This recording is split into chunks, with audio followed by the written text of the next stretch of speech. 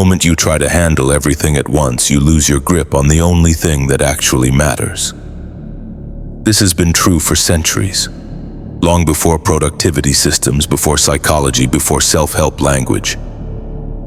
Warriors learned it the hard way. In a mountain dojo in old Japan, a master once asked his student how many enemies he could defeat at the same time. The student answered with confidence, all of them. The master told him he would defeat none, not because he lacked skill, but because his attention was already divided. The moment his mind scattered, the fight was over before it began. That lesson had nothing to do with combat. It was about presence. Most people miss this. They think strength comes from effort, from intensity, from doing more. They believe progress is about stacking actions, forcing outcomes, staying busy. But the truth is quieter and harder to accept. The real failure is not lack of effort, it is lack of presence. Right now, your attention is split across too many fronts. Work, relationships, health, future plans, past mistakes. You are thinking about 10 problems instead of facing the one in front of you. And because of that, none of them are handled cleanly. This is not a motivation talk. This is a warning. If you feel something here, if you sense that this channel speaks to a way of living that is calmer, sharper, more disciplined, then stay with it. Subscribing is not about content. It is a quiet commitment to depth over noise. Take it if it fits. Leave it if it does not. In the early 17th century, after Japan had been unified by force, there were still places where the old discipline remained intact. Remote dojos where warriors were trained not just to fight, but to govern their own minds. One of those dojos stood in the mountains, and one of its students was a 17-year-old named Tishi. On the surface, Tishi was everything a young warrior should be. He had trained for years. His technique was clean, his movements were precise, his posture was disciplined. If you watched him practice alone, you would assume his path was clear. But under pressure, everything collapsed. During sparring, his breath shortened, his body tightened, his mind raced ahead of the moment. He worried about losing, about being judged, about failing in front of others. The more he tried to control the outcome, the more his technique broke down. The other students noticed. They said he had form but no spirit, that he thought too much, that he would never pass the test. The test was not symbolic, it was a formal examination where a student faced a master wielding a real sword, not to kill but to the point where death became unavoidable. It was designed to expose hesitation, fear, mental weakness. Most students were tested at 18. Tishi was nearing that age and his master had said nothing. One evening after training ended, Tishi approached him. The master sat in stillness before the shrine. Tishi waited in silence. Minutes passed. When the master finally opened his eyes, Tishi asked when he would be ready. The master answered without emotion, "You are technically ready, but that means nothing." He told Tishi to stand and draw his sword, then he told him to strike. Tishi froze. His master was unarmed, kneeling, open. It was the cleanest opening possible, and yet his hands shook. His body refused to move. He said he could not do it out of respect. The master dismissed that immediately. Respect was not the issue. Fear was. Fear of consequence. Fear of judgment. Fear of what would happen after the strike. Tishi's mind was already living in the aftermath instead of the moment itself. Until you learn to be present, the master told him, you will never be a warrior. You will be a corpse with good technique. That night, Tishi did not sleep. He sat alone, staring at moonlight on the floor, replaying every failure. 5 years of effort, 5 years of sacrifice, and the barrier was not physical. It was internal. He realized the truth without comfort. Every time he fought, his attention abandoned the present. He was chasing outcomes, images, approval. He was never actually there. By morning, he made a decision. He would find the answer, not intellectually, through discipline. The next day, the master canceled sword training. The students were ordered to clean. They swept floors, washed wood, organized tools, repetitive work. Simple, pointless, or so it seemed. Tishi's mind resisted immediately. This was wasted time. He should be sharpening skill, not scrubbing floors. Then he noticed the master. The master swept slowly, fully, each movement complete. There was no rush, no distraction. When he swept. Nothing else existed. It unsettled Tishi. Afterward, the master asked what he had learned. Tishi answered incorrectly, cleanliness, discipline. The master took him aside and showed him a scroll with 2 characters. Beginner's mind. When a beginner picks up a sword, the master explained, there is no fear of failure, no obsession with outcome, only the act itself. Grip, stance, movement. The beginner is empty, and that emptiness is strength. Tishi was not empty. He was crowded with thoughts. He swept while thinking about fighting. He fought while thinking about tests. He lived one step away from reality. This, the master said, is why you fail. The greatest weapon of the warrior is not the blade, it is presence. From that day forward, Tishi trained differently. Not harder, more honestly. When he ate, he ate. When he walked. When he trained, there was only the movement, not the future. He did not chase calm, he did not force silence. He noticed distraction and returned, again and again. It was uncomfortable, slower than ambition, harder than effort. But something began to shift. Presence was not passive. It was precise, alive, unavoidable. And for the first time, Tishi stopped trying to become something else and began meeting the moment as it was. That was only the beginning. By the second week, resistance stopped being dramatic and became subtle. It no longer screamed, it whispered. Tishi still sat each morning before dawn. He still swept, still walked, still ate in silence. From the outside, nothing looked different. Inside, everything was exposed. Thoughts did not disappear, they multiplied. Doubt took new forms. This is too slow. Others are advancing. You are falling behind. You are wasting your best years. This was the real test. Not swords, not endurance, but the ability to stay when the mind tries to escape. Tishi stayed. One morning, during meditation, something unfamiliar happened. The noise paused, not through effort, not through control. It simply stopped for a brief moment. In that pause, he heard the wind move through the tree, the building settling, his own breath. It felt ordinary and shocking at the same time, as if he had been living underwater and surfaced without realizing it. The silence did not last. Thoughts returned, but they returned weaker, less convincing. From that day, Tishi understood something important. Presence was not an idea, it was a state the body recognized before the mind did. He stopped chasing results, he stopped evaluating progress, he focused on one thing only, being where he was. During training, his movements softened.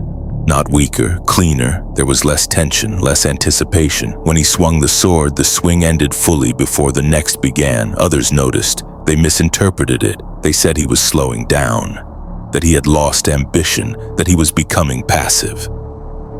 The master said nothing. The real change revealed itself during sparring. Tishi faced Kenji, a student who had already passed his final examination. Kenji was fast, confident, aggressive. Old Tishi would have been overwhelmed before the first exchange ended. This time there was no internal dialogue, no comparison, no future projection.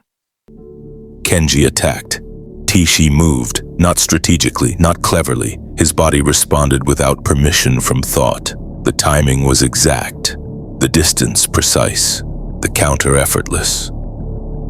Kenji stopped mid-match, unsettled. They resumed. Again, Tishi did not try to win. He did not try to impress. He stayed present. The exchange ended quickly. Kenji bowed with genuine respect. "You have changed." Tishi said nothing, but something inside him settled. Not pride, clarity. That evening, the master called him forward. "Tomorrow," he said, "you will face the test." Fear arose immediately, then passed. Not suppressed, not denied, observed. For the first time, Tishi could say he was ready without convincing himself. The test took place in the open courtyard, witnessed, formal, final. Tishi stood with a wooden sword, his master held steel. This was not a performance, it was an exposure. The master moved first, a probing strike, fast, controlled, deadly if unanswered. Tishi responded, not early, not late. The blade passed close enough for him to feel its movement. He countered without intent to score, only to remain aligned with the moment. They circled, the pace increased, the master pressed harder. Tishi did not retreat mentally, he stayed where his feet were. At one point, the master opened his defense deliberately. A trap, an invitation. Tishi saw it and did nothing. That choice ended the test. The master lowered his sword and bowed. Later in private, he explained why. Most students chase openings because they are hungry for validation. They confuse opportunity with impulse. Presence reveals what ambition hides. Tishi had seen clearly because his mind was not ahead of his body. "You have passed the first transformation," the master said, "from student to warrior. But mastery does not end here. The next step required separation.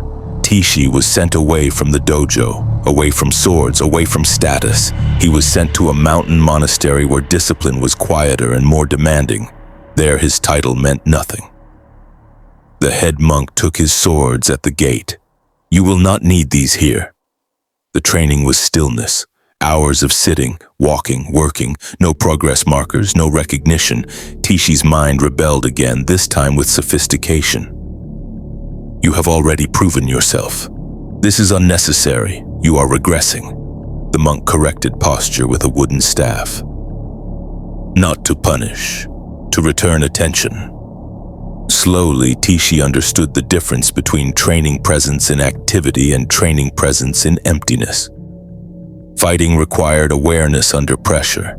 Stillness required awareness without stimulation. Both exposed attachment. Months passed. Presence deepened. He learned to watch thoughts without becoming them, fear without obeying it, desire without chasing it. Then came the second test. A village was being extorted by armed men, former warriors, broken by loss, living on resentment. Tishi was sent alone. Not to fight, to remain present. He arrived unarmed. The men mocked him. One nearly struck him down. But Tishi did not resist, he did not challenge, he did not submit, he stayed. In that stillness, something disrupted the pattern. Violence requires opposition, fear, reaction. There was none. The leader recognized himself in that calm, saw what he had abandoned.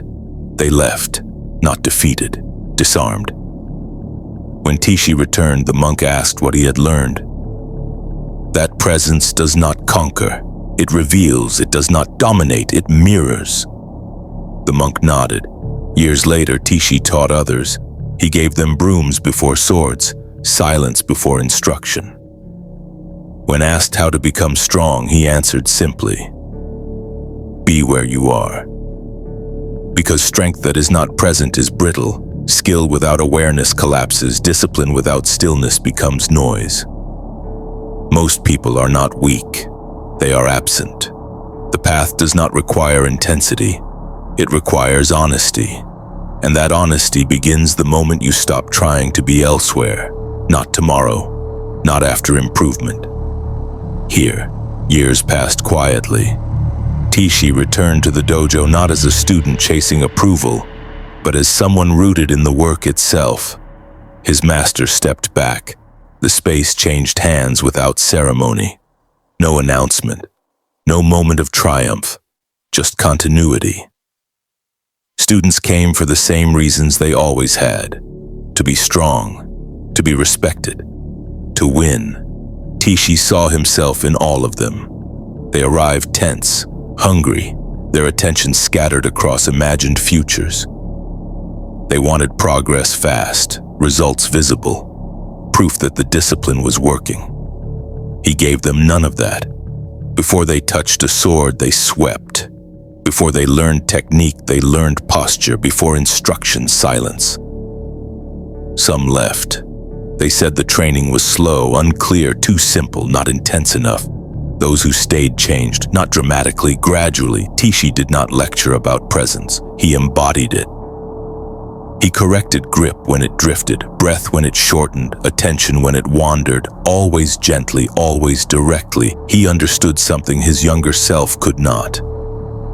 Presence cannot be explained into existence. It must be practiced into the body. When a student froze during sparring, Tishi did not criticize fear. He asked where their mind was. The answer was always the same: somewhere else. Presence was never about removing fear. It was about staying when fear appeared. This was the lesson that extended beyond the dojo. Tishi watched students struggle with the same patterns he had once carried: overthinking, anticipation, self-judgment, the desire to perform instead of respond. He corrected none of it intellectually. He returned them to the moment, feet on the ground, breath steady, eyes clear, again and again. Over time, they learned what he had learned. The mind cannot lead when it is scattered. Strength cannot express itself when attention is divided. Years later, a young student asked a question that mattered. "Master, what is the point of all this if there is no final mastery? No moment where you arrive?" Tishi did not answer immediately. He waited until the student stopped searching his face for reassurance.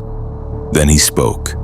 "There is no arrival because the moment you arrive, you leave the present. Mastery is not accumulation. It is alignment. Every moment asks the same thing of you. Are you here or are you elsewhere? That is the only test that repeats." This is where the misunderstanding begins for most people. They hear presence described as calm and assume it means passive, soft, withdrawn. It does not. Presence is demanding. It requires that you stop hiding in distraction, stop rehearsing futures that may never come, stop revisiting past versions of yourself that no longer exist. It asks you to face what is directly in front of you without story. That takes strength. In modern life, the battlefield looks different, but the mechanics are identical. Your attention is constantly pulled forward and backward. Notifications, expectations, comparisons, the pressure to optimize everything. Most people believe they are overwhelmed because there is too much to do. That is rarely true. They are overwhelmed because their attention is fragmented.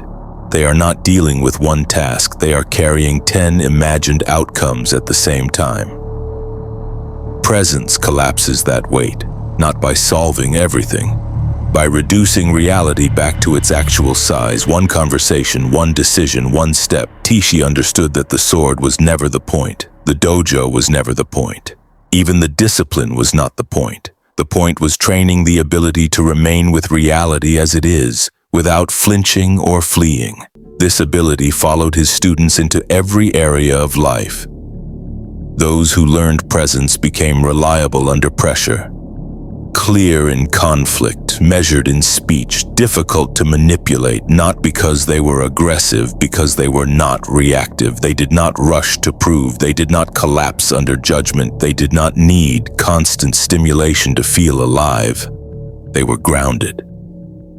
This is what ancient warriors knew and modern culture forgets. Force exhausts itself. Presence endures.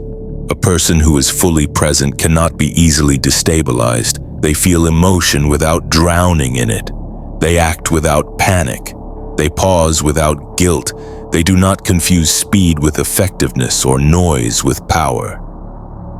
Tishi never called this wisdom. He called it responsibility. Because once you see that attention is the real resource, you stop wasting it. You stop giving it away to things that do not deserve it.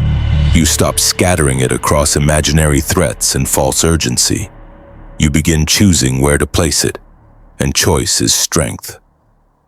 The final lesson Tishi taught was never spoken aloud. He demonstrated it by how he lived. He moved deliberately, spoke when necessary, listened fully, corrected without ego.